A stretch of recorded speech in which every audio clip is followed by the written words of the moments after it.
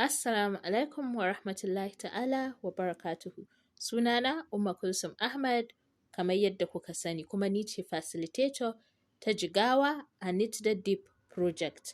Kuma yau za mu ɗora ne daga inda muka tsaya a kashi na farko, wato digital marketing. A cikin shirinmu na yau akan training, za mu yi bayani akan digital marketing, wato tallata haja ta hanyar yanar gizo-gizo ko intanet. Mu je zuwa. Kafin mu tsunduma cikin abin da ake nufi ko kira da digital marketing, za mu yi bayani akan traditional marketing, wato kasuwanci na gargajiya. A nan sai suka yi mana wani bayani na cewa shi traditional marketing ko kasuwanci na gargajiya ya ƙunshi dukkan wani tallace-tallace da ake yi ta gidan jaridu ko gidajen rediyo ko kuma talabijin ko kuma kan symbol da muke gani akan hanyoyi. Su waɗannan tallace-tallacen ana miƙa su ne zuwa ga mamallaka waɗannan tashoshi domin su tallata wa mutum a wani farashi da ya dace da abin da mutum yake so. Baya da haka, sai suka ce domin a fahimci shi ainihin tallata haja na gargajiya ya kasu ne gida biyu. Akwai abin da suke kira ATL, wato above the line, ko wanda shi ne yake nufin tallace-tallace ne ta hanyar symbol ko gidan TV ko gidan rediyo ko kuma gidan talabijin. Wannan shi ne abin da ake kira da above the line, wato talla da ake yin ta ko gidan TV ko gidan rediyo ko kuma gidan jaridu ko kuma a symbol. Sai kuma na biyun shi ne below the line marketing, wato BTL. Shi kuma wannan ana yin shi ne ta hanyoyi kamar na catalog, wato ‘yan littattafai masu ƙunshe da hotuna na hajoji da mai talla yake tallatawa da farashinsu da kuma yadda ake amfani da su. Wani lokacin kuma ana iya yin shi ta hanyar telemarketing, wato kiran waya domin yaɗa ko tallata hajoji. Sannan akwai event, wato yin talla a cikin tarurruka. Sannan akwai exhibition and sponsorship, wato baje koli da kuma ɗaukan nauyi. Duk waɗannan hanyoyi ne na talla amma kuma na gargajiya. Bayan mun fahimci wannan, sai mu je ga abu na gaba. Waɗannan misalai ne na yanda ake yin talla. Misali, a gidan jarida, ga shi nan labarai ne na ƙwallo a sama, a ƙasa kuma sai aka saka tallar omo. Na biyu kuma symbol ne da hoton rubutu a jiki na MTN suna tallar data. Sauran kuma tambura ne na gidan talabijin da gidajen rediyo, waɗanda duk za ka iya kai hajarka a maka talla. Sai kuma gundarin abin da muka taho bayani a kan shi yau, wato digital marketing. Tallata haja ko kasuwanci ta hanyar yanar gizo-gizo ko kuma intanet. Sai suka ce digital marketing yana nufin duk wata talla da aka yi ta hanyar yanar gizo-gizo. Wala'alla wannan talla an yi shi ne ta email ko kuma a'a ta social media ko kuma a'a wani hanya ne ko kuma a'a an yi shi ne an biya kuɗi domin a tallata dai, amma duk akan yanar gizo-gizo. Kuma sai baya da haka aka ce idan mutum ya san hanyoyi ko tsare-tsare na yin talla akan yanar gizo-gizo, to babu wuya za ka ga ƙaramin ɗan kasuwa yana gogayya da manya-manyan ‘yan kasuwa a fannin kasuwancin shi. Mu je zuwa. Nan misali ne na yanda ake yin talla akan yanar gizo-gizo. A nan wani ne yake neman ya siyi wato takalmi na Nike ko kuma mu ce haja ta Nike, wannan kaya mai alamar good a jikinsu. A inda ya shiga cikin browser shi ta Google ya tafa buy Nike online, in siyi kayan Nike akan yanar gizo-gizo. Shi kuma Google sai ya kawo mishi zaɓin shagunan da zai iya siyan, zaɓin shafin shagunan da zai iya siyan kayan shi ta kan yanar gizo-gizo. Shafi na farko da ya nuna mishi shi ne na kamfanin Nike, wato asalin masu kayan. Sai kuma shafi na biyu da ya nuna mishi wani shago ne wanda ake kira superbalist.com, wato su ma shago ne da suke sai da kayayyaki amma kuma suna sai da hajojin Nike. Sai kuma na gaba shi ne Total Sports, wani shafi ne shi ma na shago da yake sai da kaya na Nike. So wannan misali ne na talla ta hanyar yanar gizo-gizo. Sai kuma hoto na gaba yana nuna mana yadda ake yin talla akan YouTube. Gashi nan misalin mutum ne da rigar ƙwallo ake tallar shi. Mutum ya kunna zai ji waƙa sai aka sako mishi tallar mutumin nan. Yana tallar wani abu na daga kamfanin. Kuma a jiki za ku gani an saka skip ad after 5 seconds. Wato baka da damar da zaka fara kallar wannan waƙa ko fim ko ma menene kake so ka kalla sai ka kalli ainihin wannan talla ta sakan 5. Wato ana niyyar a ja ra'ayinka ne na hajar da ake ƙoƙarin tallatawa a cikin sakan 5. Wannan misalai ne na yadda ake yin talla ta hanyar yanar gizo-gizo. Digital marketing channels to consider. Hanyoyin yin talla ta hanyar intanet da ya kamata mutum ya yi la'akari da su idan zai yi talla hajar shi a yanar gizo-gizo.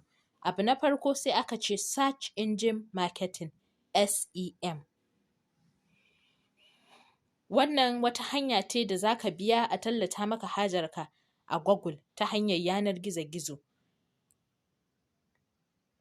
Inda za ka iya samun sababbin abokanan mu'amaloli da kuma sabuwar kasuwa ko kuma bunƙasuwar kasuwarka. Sai abu na biyu search engine optimization.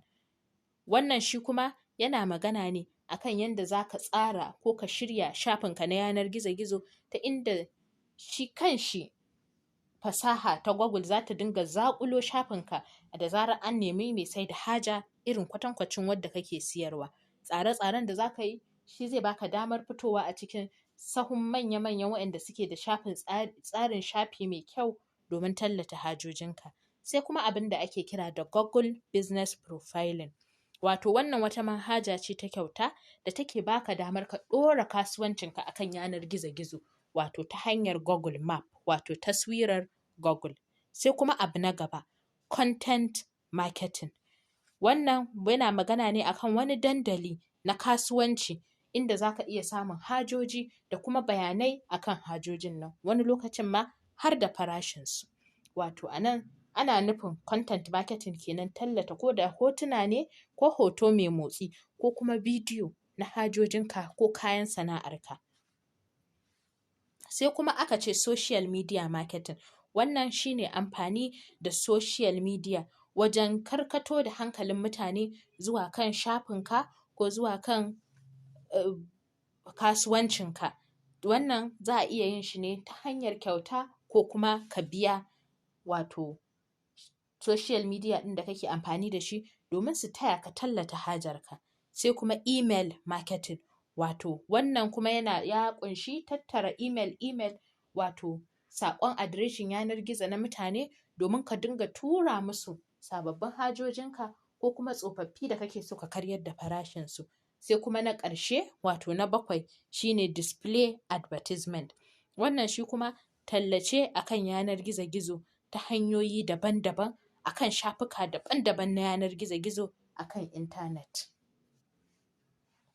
Sai kuma aka dawo da baya aka yi bayani akan abin da ake kira search engine optimization SEO da muka yi bayani a baya.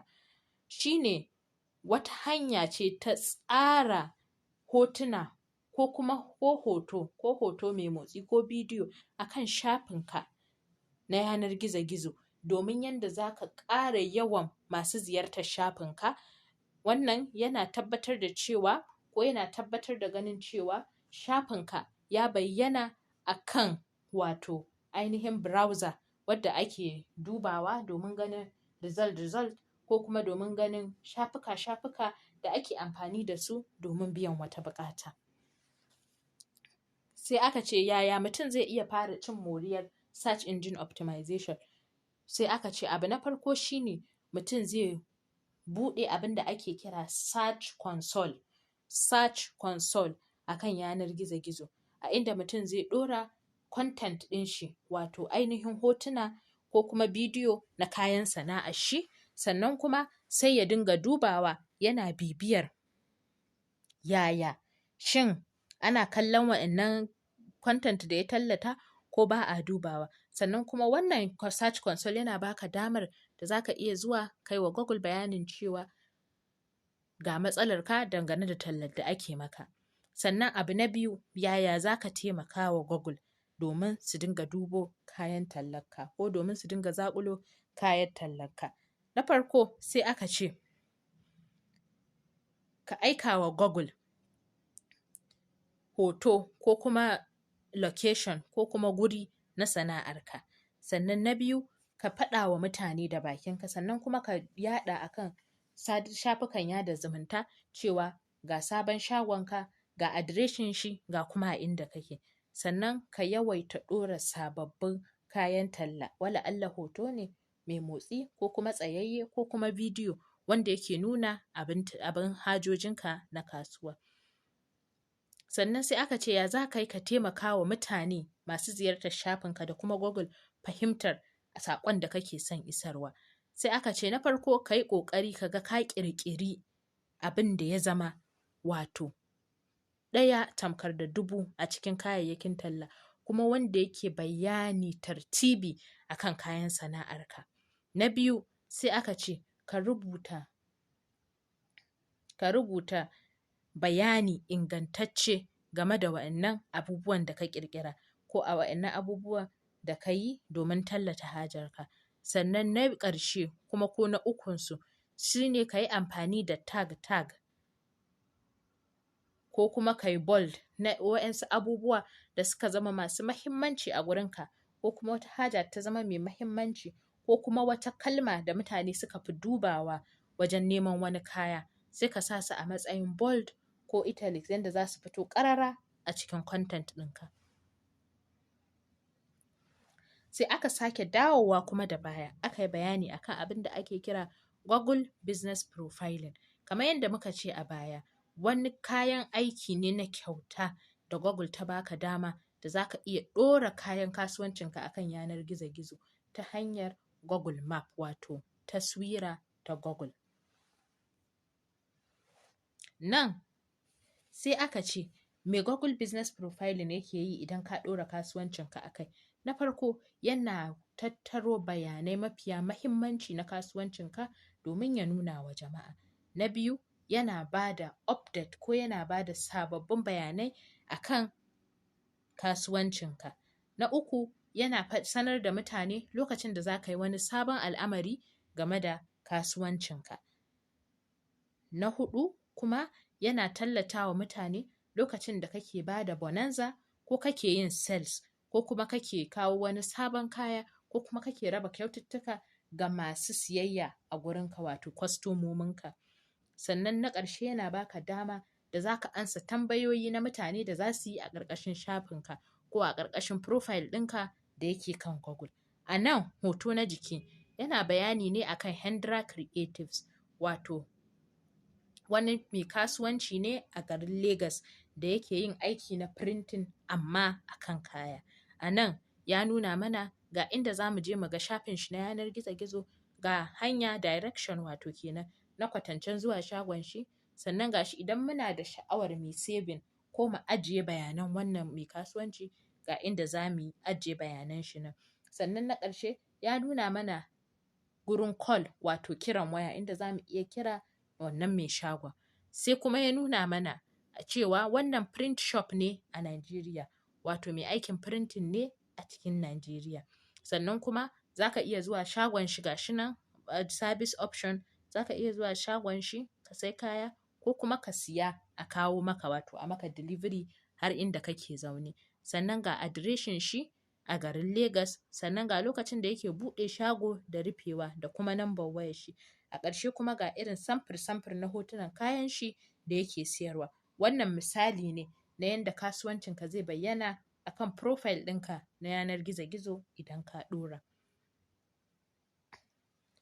Sai kuma suka yi bayani a kan free marketing kit from Google Business Profile, wato wannan wani ɗan ƙunshi ne da Google ta tanadar wa waɗanda suka ɗora kasuwancinsu a kan Google kyauta. Wato wata ɗan ƙunshi ne na manhaja da yake baka damar amfani da sticker ko flyer ko kuma dai wani post na social media da ya danganci kasuwancinka domin ka ƙara yawan kwastomomi ko ka ja ra'ayin mutane zuwa ga kasuwancinka. Za ka iya cin moriyar wannan abu ta hanyar shiga shafinka na yanar gizo ka tafa marketing kit www.withgoogle.com. Sai abu na gaba, social media marketing. Wannan shine tallata haja ta hanyar yanar gizo. Kamar yadda muka yi bayani a baya, ana yin shi ne ta hanya guda biyu.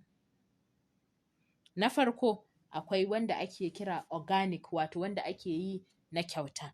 Na biyu kuma akwai wanda ake kira paid, wato wanda ake yi na biya.